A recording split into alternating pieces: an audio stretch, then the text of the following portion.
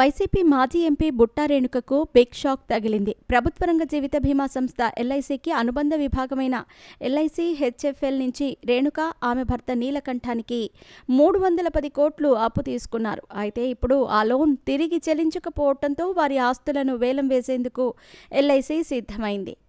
ఇప్పటికే 2 సార్లు వేలం వేయగా ఇప్పుడు మూడోసారి కూడా వేలం వేయబోతుండటం సర్వత్రా చర్చనీయాంశంగా మారింది. ప్రజాప్రతినిధి అయ్యుండి ఈ తరహా ఘటనలో ఆమె పేరు వినిపిస్తూ ఉండటం రాష్ట్ర వ్యాప్తంగా హాట్ టాపిక్గా మారింది. 2018లో 15 ఏళ్ల కాలానికి గాను మాజీ ఎంపీ రేణుక, ఆమె భర్త నీలకంఠం కలిసి 310 కోట్ల రుణం తీసుకున్నారు.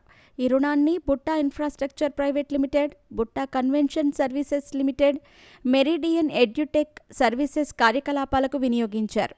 5 ఏళ్ల క్రితం వరకు క్రమం తప్పకుండా వాయిదాలు చెల్లించారు. మొత్తం 40 కోట్ల వరకు తిరిగి చెల్లించారు. అయితే ఆ తర్వాత నుంచి చెల్లింపులు నిలిపివేశారు. అసలు వడ్డీ కలిపి ఇంకా దాదాపు 340 కోట్ల వరకు చెల్లించాల్సి ఉంది.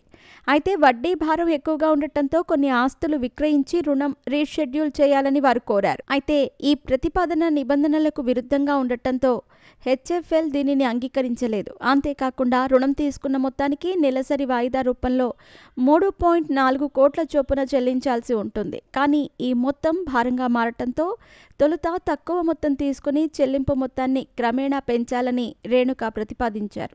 అందుకు కూడా హెచ్ఎఫ్ఎల్ ఆమోదం తెలపలేదు. ఈ నేపథ్యంలో వాయిదాల చెల్లింపు నిలిచిపోవడంతో ఎన్సీఎల్టీని హెచ్ఎఫ్ఎల్ ఆశ్రయించింది. ప్రస్తుతం ఈ కేసు పెండింగ్లో ఉండగా లోన్ నిబంధనలకు అనుగుణంగా హైదరాబాద్ బంజారాహిల్స్లోని 5,000 గజాల ఆస్తిని 145 కోట్లకు వేలం వేశారు. కానీ ఎవ్వరూ ముందుకు వచ్చి వేలంలో పాల్గొనలేదు. అలానే మాదాపూర్లోని 7,205 చదరపు గజాల్లో ఉన్న బుట్టా కన్వెన్షన్ కూడా వేలం వేయగా అక్కడ కూడా అదే పరిస్థితి ఎదురైంది.